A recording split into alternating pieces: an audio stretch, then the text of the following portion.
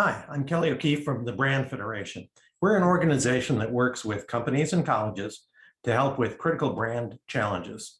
And we were engaged to help Thomas Nelson Community College and their task force to navigate a new name change. I'd like to talk to you a little bit today about the process that the task force went through, and we'll tell you just a little bit about naming for colleges and related institutions. First, it's important to know that naming is both an art and a science. There's certainly a science to the way that we create names, trademark them, and make them useful in the public, but there's also an art to it. You'll see that in the use of trademarks and brands that are very powerful. For example, Pepsi and Coke are both incredibly valuable brands. They're brands that I'm sure you know well, and everyone that you know knows well. And yet the words themselves that support these brands probably don't mean a lot to you. If you think about it, you may not know what Pepsi ever meant or stood for, or what Coke means or stands for. It's not the meaning of the word that drives the value of brands. It's often the connections that the brand makes, both in the words and marketing that they use and in the actions that they take. Two examples in high technology that are a little bit more recent than Pepsi and Coke are Apple and Google. Both of these brands are multi-billion-dollar brands. Apple is the most valuable company on earth, and Google is not far behind. Both of them represent high technology, but once again, the words are not the reason those brands are strong. Apple is named for a piece of fruit, and it probably seems counterintuitive if you think about naming a high technology company a peach or a pear or an apple. And Google, well, I'm not sure what that means. It's what we call an abstract word, completely invented to suit Google. But both of those are very strong, very valuable, very powerful brands. That's because there's more to branding than the word that we build a brand on. A name and a logo by themselves don't make a brand. There are many things that drive the value of a brand, from emails to the signage you see on buildings, to the environments you go into, the advertising, public relations, presentations and speeches that come from it. But also in the case of higher education, what builds a brand most is the way that they deliver the teaching that they're intended to deliver. It's the great work that is done by Thomas Nelson Community College to elevate the knowledge of the students that seek an education there, and to elevate the community that it supports on the Virginia Peninsula that has made that college so powerful, not the name. And that's typical with most brands. After we have a name, we can start to tell a bigger story. For example, if we think about Whole Foods may not mean much to you, but then we take the name and we turn it into a logo, in this case, a logo that hints at fresh fruit or vegetables. We also add a descriptor, which tells us the category it's in this case, market. So we now know it's a marketplace. And then we add a tagline, which is usually a way to tell a little bit more of the story. In this case, America's healthiest grocery store. And then finally, everywhere a logo appears, there's a bigger story connected to it. So in this case, the story, the highest standards weren't available, so we created them, is part of the marketing of this particular brand. When you look at a name and a brand in context, we always see it with a story wrapped around it. And that's why it can be very challenging to evaluate names when you've seen them for the first time, because the words themselves may not be as meaningful as they will become once they're connected to a logo, a slogan, storytelling, videos, and everything else that goes along with a great brand.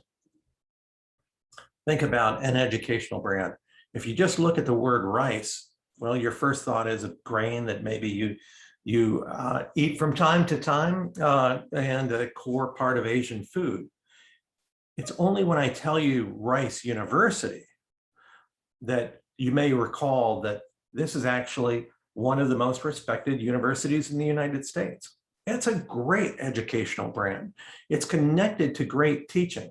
And thousands, if not millions of alumni who've learned at a great school. But the word itself is not what drives the reputation. It's always more in the world of educational brands.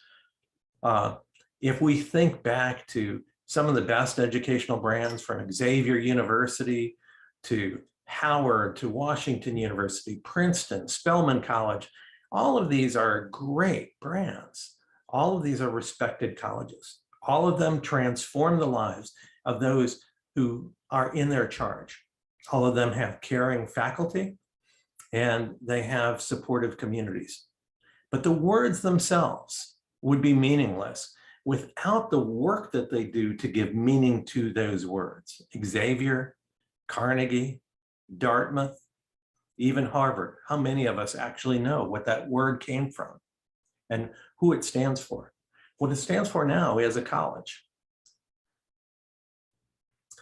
So another thing that we have to think about when we're thinking about brands for a college is that it's very different from the way we think about brands in the consumer world. Consumer brands like Tide are really pitching us to try them, to buy them, and they're built around the value they deliver. Cleaner clothes, for example. And in many cases, the brands we use as a consumer, we don't even know who is behind those brands. Some of you may know that Tide is made by Procter & Gamble, but many of you don't. And if you drink Lipton iced tea, or you use Hellmann's mayonnaise, or you use Axe body spray, or Dove products, soap and other shampoo-like products, probably most of you don't know that all of those come from a company called Unilever. Because with product brands, the most important brand is just the brand on the product, not who's behind that brand. But it's different when we go to an organizational brand like a college. Here, we don't want to just get you to try. We want you to believe that this organization is doing the right things. And they're really built more around values than around value. Here, we know who's behind the organization because it's right on the name. And so our challenge with the task force was to help find a name that was aligned with the values and aspirations of the college, something that could allow us to tell the stories of the college around it. So the process that the task force took was to first become established at the direction of the board and the president. And the task force was comprised of students, faculty, staff, board members, administrators, and others who represented the views of the college and the college community. It's always important to have people most closely connected to the college represented, from the students to the faculty and everyone else. And fortunately, we had a variety of backgrounds, racially, ethnically, from a heritage, age, gender point of view, so that it was a really diverse group, young and old, student and board member coming together to think through how to create the best possible name for the school. And that task force was challenged with a number of things to make sure that they got the work right. First was to be objective, to check their own personal opinions at the door.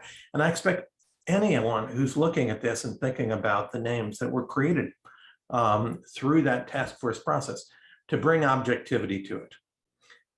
It may not be the name that's your favorite name that works best for the college. We have to kind of step back with our personal opinions and bring objectivity. And I was so impressed that the task force did that. Second is inclusivity, to make sure that they reflected the point of view of everyone in the community. This was an effort to make sure that everyone's voice who wished to be heard was heard. They had to work with responsibility, knowing that they were creating a name that should last the college for another 50 years or beyond. And responsiveness. The work had to get done. The college can't be held up forever waiting in between two names. So they knew that they had to make decisions, and they had to make them quickly. And then finally, they had to consider the practicality of naming. A name that's too long could be difficult to put on a t-shirt or on a sign. A name that's difficult to pronounce could be challenging for students. So they had to think about the fact that the name had to have commercial value. It is a trademark, in fact, and it has to be very useful. And the task force went through 5 different sessions to work on these names. In the first session, they worked on setting the naming criteria, which I'll go through in just a moment, determining what a new name should bring about, what it should be built around. Then after that task force, in between, some additional names were generated based on that criteria, so that in task force 2, we could review a very long list of names to start to make some decisions about which names worked and which didn't. After the second session, some additional names were generated and community submitted names were added to the mix. And in session 3, that long list was started to be refined for trademark and community feedback. After that third session, they took the list of names that remained and they conducted a community survey.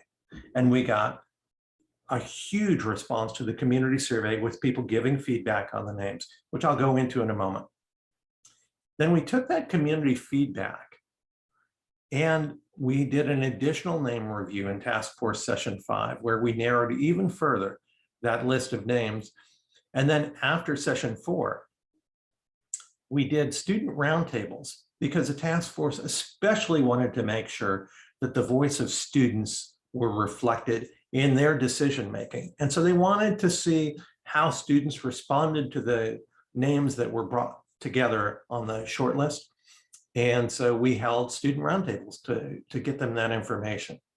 In the 5th and final task force meeting, we presented that information from all of the research, including the student roundtables, the survey, the town hall that we conducted, and all of the feedback that had come on the website, which was open to 100% of the community to comment as they wished. All of the information was reviewed, and the task force made their final decisions to create a short list of 3 names to go through final trademark review, and then ultimately for the board to make their decision about a single name for the college to go forward with. They also considered things like what were the names of other colleges, community colleges within the state. And they looked at examples like Blue Ridge College, Eastern Shore, Mountain Empire, New River, Piedmont, Tidewater, Virginia Highlands. Interestingly, almost all of those colleges are named after geographical features that are close to home to where the college operates. And this task force supported the views of the board and the views of the community in suggesting that the name should reflect the community and geography surrounding it. Now, that doesn't mean specific and exacting geographic terms alone, but terms that felt right for the place that this was located in. And you see that in some cases, we have very specific terms like Blue Ridge. And in other places, we have broader terms like Piedmont or Tidewater or Virginia Highlands. The specific criteria the task force developed to review their names based on was they didn't want any names that drew inspiration from an individual's name. They could see how that could become something that could potentially be outdated in the future. Instead, they wanted to reflect the unique geography of the service region. They also wanted something that had timeless relevance. In other words, not something that felt really fresh today, but would feel out of date a few years down the line.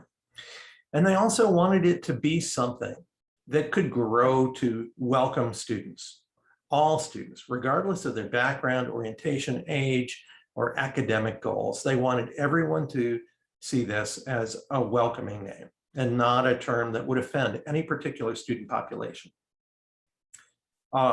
They wanted to suggest an interconnectedness between the institution and its stakeholders, and of course, inspire the pursuit of a solid foundation and positive transformation. And from a technical point of view, there were a number of criteria that we looked at to make sure that the name could be trademarked appropriately. So a name that worked well as in English as a first language, but also would not be offensive in Spanish or other common languages, a name that is cleared for trademark use in US Patent and Trademark Office Class 35 and 41, which are the relevant trademark classes. We did common law searches because we didn't want another community college within Virginia to have the same name, obviously.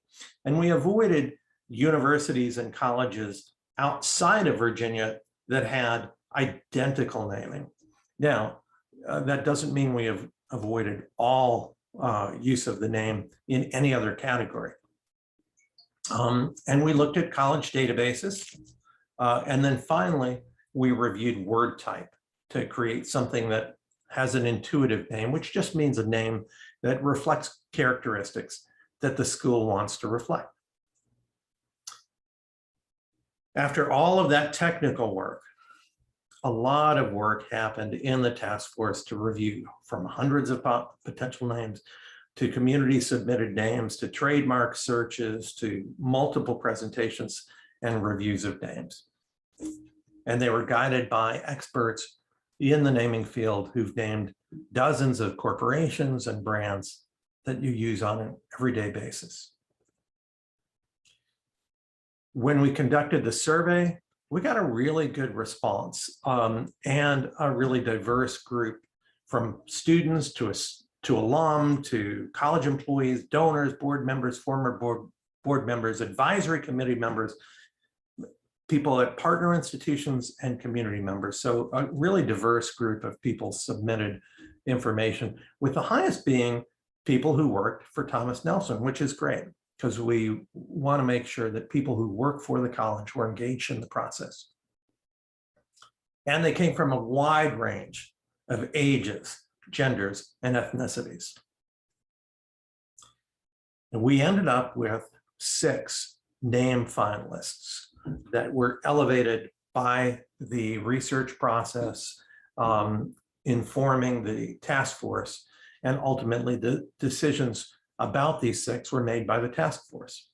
And those 6 were Coastal Virginia, Harbor Bridge, Riverway, Virginia Peninsula, Virginia Harbor, and Two Rivers. With feedback from what students and others thought, we were able to narrow that list further. And the students really valued being part of that conversation. In fact, here's a quote from a student roundtable. "Thank you for letting us do this. This was very interesting. I'm glad personally that I at least had some input in this. So I'm looking forward to the outcome." And I really want to applaud again the task force members. They are all volunteer. They weren't paid for their work. And they really wanted to take into account the voice of students and the community in their decision making. So that led the task force to select the top 3 named finalists I'm going to share with you now. And I'll share each one with just a little bit of information about why this made the list, either information shared by the task force or by someone in the research that we conducted. The first of those names is Virginia Peninsula. It's easy to say. It's certainly a very familiar name, since these terms have been associated with this community college for a long time through tagline and through other communications. It also happens that the community college serves the Virginia Peninsula. That is the technical name of the peninsula that is represented by the college.